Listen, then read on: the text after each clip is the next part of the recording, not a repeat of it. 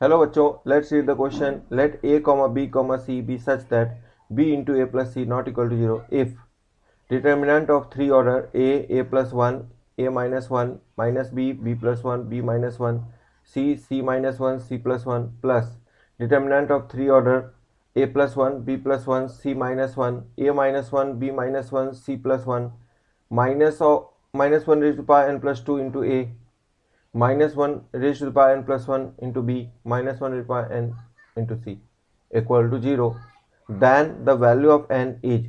देखो इस क्वेश्चन में जो है हमें b into A plus C not equal to 0 ये गिवन है, और हमें एक डिटर्मिनेंट दो डिटर्मिनेंट का जो सम है ये है ना, ये भी गिवन है कि 0 है. ठीक है, तो हम जो गिवन है ना वहाँ से स्टार्ट करते हैं. डिटर्मिनेंट के फॉर्म में जो इक्वेशन गिवन है उससे हम वहाँ से हम स्टार्ट कर रहे हैं. ध्यान देना, a into sorry A plus 1, A minus 1, ये डिटर्मिनेंट के एलिमेंट्स हैं. जो इक्वेशन गिवन है ना डिटर्मिनेंट के फॉर्म में उसको लिख रहा हूँ. ठीक, minus B plus 1, B minus 1, C minus 1, C plus 1 और प्लस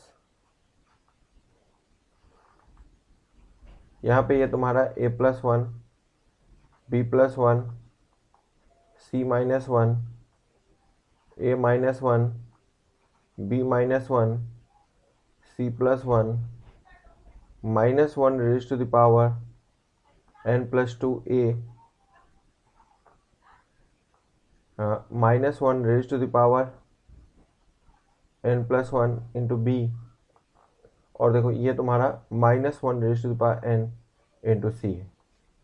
सबसे पहले जो इसमें हम करेंगे वो ये करेंगे कि minus 1 raise to the power n plus 2 को हम minus 1 power n into minus 1 power 2 समझ सकते हैं, है ना. और माइनस 1 पावर 2 तो 1 ही हो गया, तो माइनस 1 पावर n हो गई. सिमिलरली माइनस 1 पावर n प्लस 1 को क्या लिख सकते हैं, minus 1 power n into minus 1. ठीक है, तो ये तुम्हारा माइनस 1 पावर माइनस 1 जो है वो तो माइनस 1 हो गया, है ना, मतलब माइनस समझ सकते हैं सिंपल.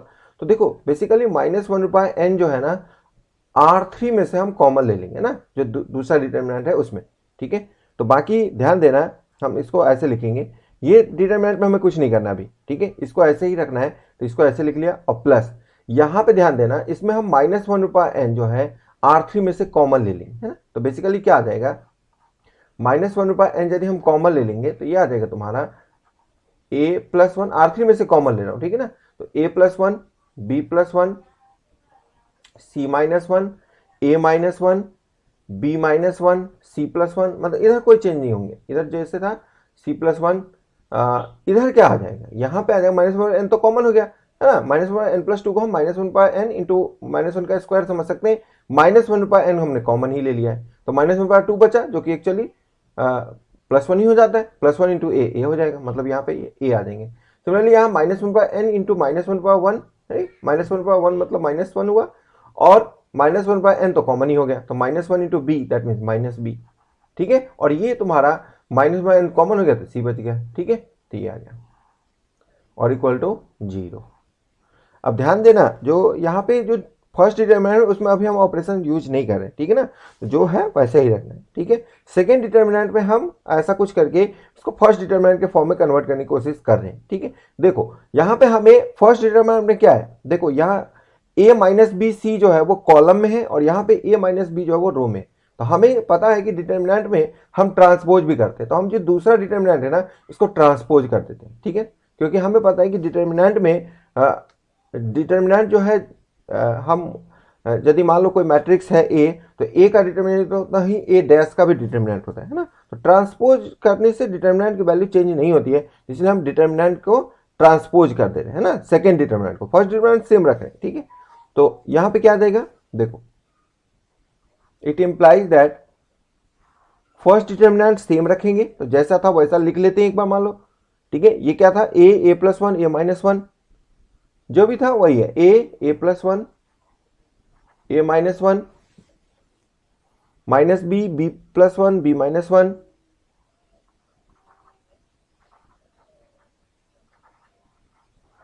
सॉरी बी माइनस 1 है, and C minus 1, C plus 1, C minus 1, C+1।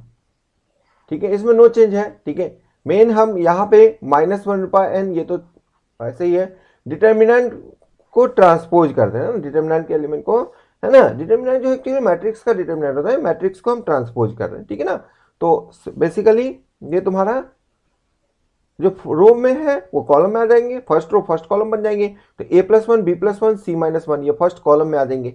ठीक है, ये फर्स्ट रो में यहाँ क्या है, a+1 b+1 c-1, तो इसको हम कॉलम में लिखेंगे a+1 b+1 और c-1। यहाँ पे आ जाएगा a+1 b+1, ठीक है, c-1। फर्स्ट रो को हमने फर्स्ट कॉलम में लिख लिया। सेकेंड रो को सेकेंड कॉलम में लिखेंगे, तो सेकेंड रो क्या है, a-1, यहाँ पे b-1 है। ठीक है ना, ये b-1 है, a-1 b-1 c+1। यहाँ पे आ जाएगा a-1 b-1 c+1। ठीक है, आगे देखिए, ये है तुम्हारा थर्ड रो, जो थर्ड कॉलम आ जाएंगे। ठीक है, तो ये आ जाएगा तुम्हारा a-b c।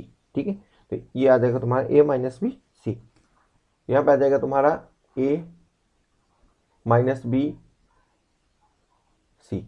ठीक है, अब देखो यहाँ पे जो फर्स्ट डिटर्मिनेंट है, इसमें तुम्हारा a-b फर्स्ट कॉलम में या थर्ड कॉलम में आया है। ठीक है, तो हम इसको इंटरचेंज करेंगे तो एक माइनस साइन बाहर आ जाता है ना, डिटर्मिनेंट की प्रॉपर्टीज है, यदि हम इंटरचेंज करते हैं ना, तो बेसिकली जो डिटर्मिनेंट की वैल्यू जस्ट निगेटिव हो जाता है उसका। तो देखो इसमें हम नो ऑपरेशन करें तो ऐसे लिख लेते हैं। ठीक है, और प्लस यहाँ पे -1/n, तो ये पहले से। ठीक है, और यदि हम इंटरचेंज करेंगे तो माइनस साइन आएगा। यहाँ पे ऑपरेशन हम पहले क्या यूज करें, क्योंकि हमें कॉलम दिख रहा है कि कॉलम 1 में a-b c है, यहाँ कॉलम 3 में, तो हम सिंपल कॉलम 1 को इंटरचेंज करें किससे, कॉलम 3 से। ठीक है, जिससे कम से कम a-b c बैच तो करें, तो उसके लिए हमें यहाँ माइनस साइन आ जाएंगे। ठीक है, तो वो माइनस साइन को -1 लिख सकते हैं। ठीक है, तो -1 और इंटू क्या आ गई है, ध्यान देना, यहाँ पे इंटरचेंज करेंगे तो ये आ जाएगा a-b c, यहाँ पे आ जाएगा, और ये तो वैसे ही रहेंगे a-1 b-1 और c+1, और यहाँ पे आ जाएगा a+1 b+1 और c-1।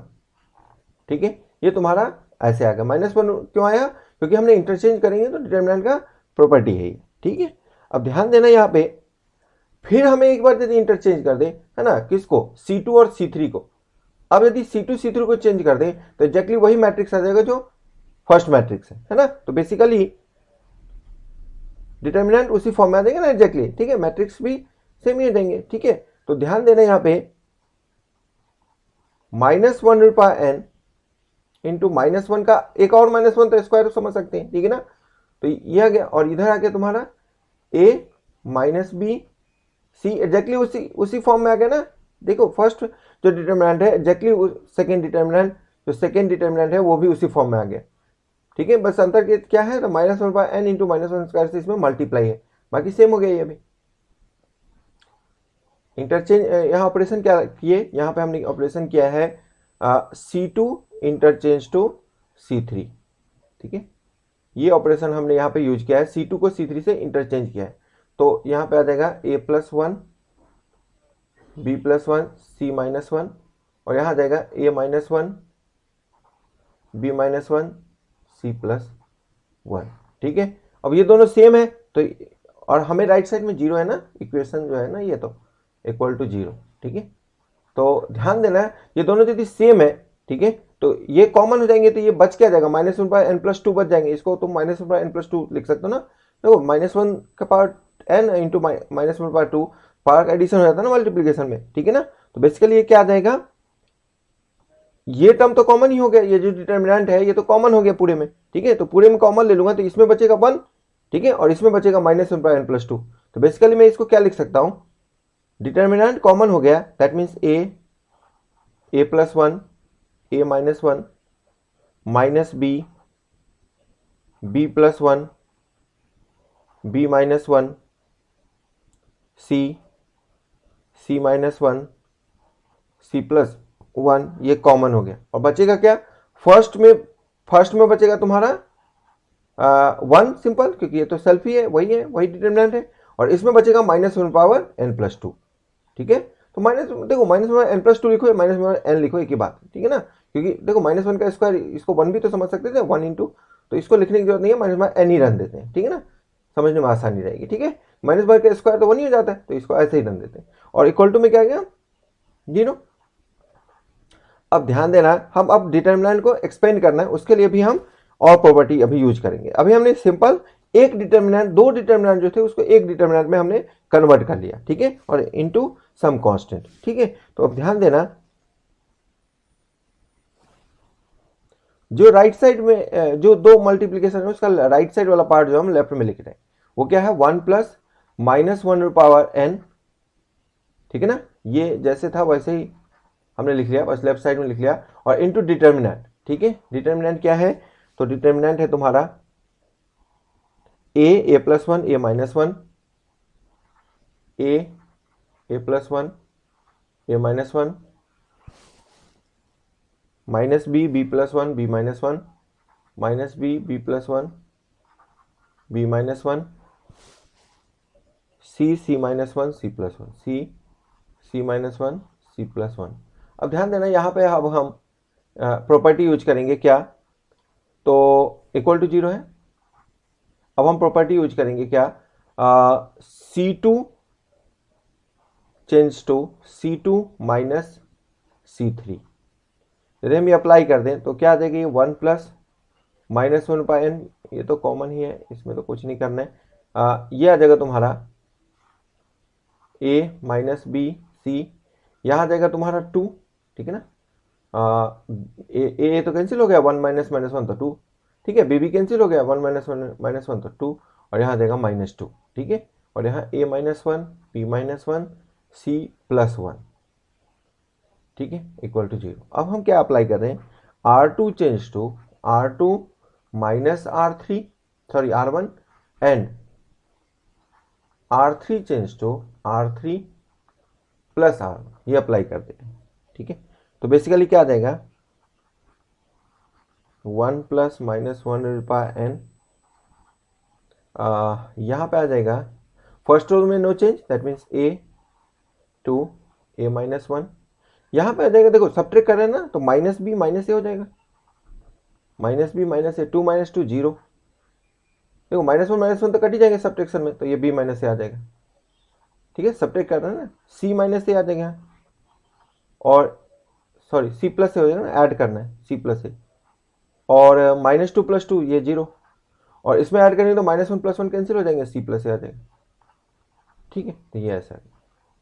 अब हमें किसके लॉन्ग, ध्यान देना यहाँ पे हम C2 के लॉन्ग एक्सपेंड कर देंगे, है ना, C2 के लॉन्ग एक्सपेंड कर देंगे, तो देखो ये क्या आ जाएगा, यदि हम इसको एक्सपेंड करेंगे सेकेंड कॉलम के लॉन्ग, तो आ जाएगा 1, ये तो जैसे है वैसे लिखेंगे, माइनस 1 बाय n, और ये आ जाएगा तुम्हारा minus 2 into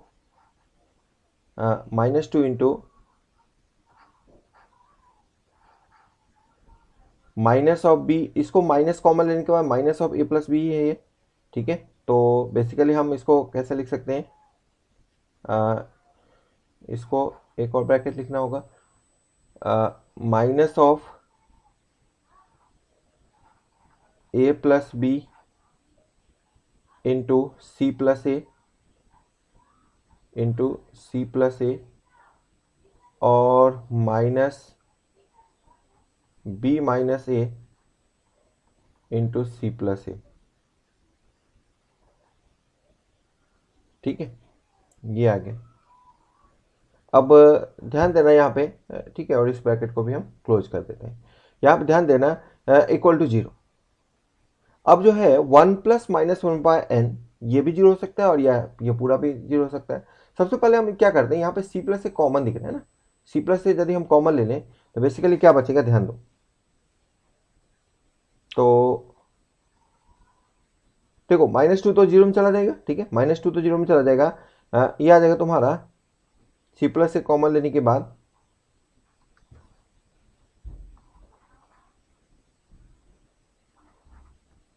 1 plus minus 1 bye n, ये तो पहले ही से है, c प्लस ए, -2 को तो राइट साइड लेके चले गए, c प्लस ए यदि हमें कॉमन ले तो बेसिकली क्या बचेगा,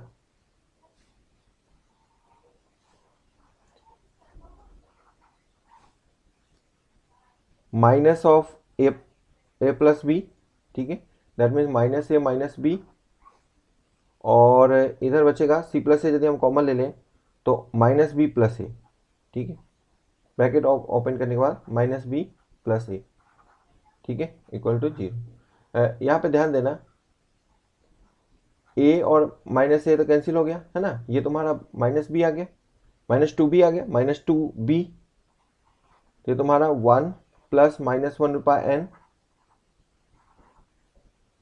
सी प्लस ए इंटू ये तुम्हारा माइनस टू बी, ठीक है, तो minus two into B equal to 0।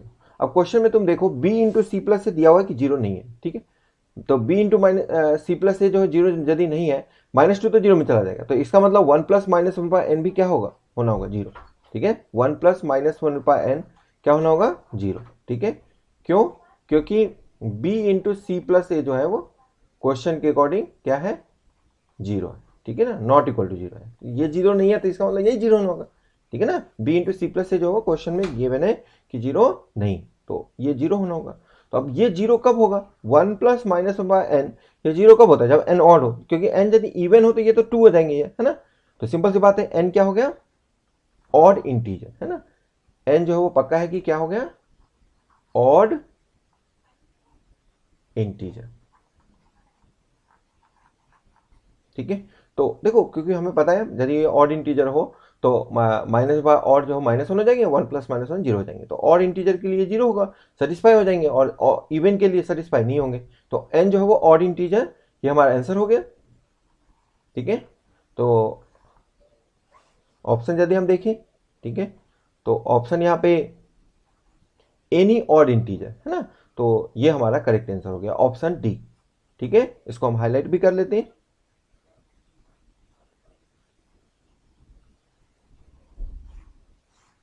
ठीक है, ये हमारा फाइनल आंसर हो गया। Hope you understood it well, best of luck.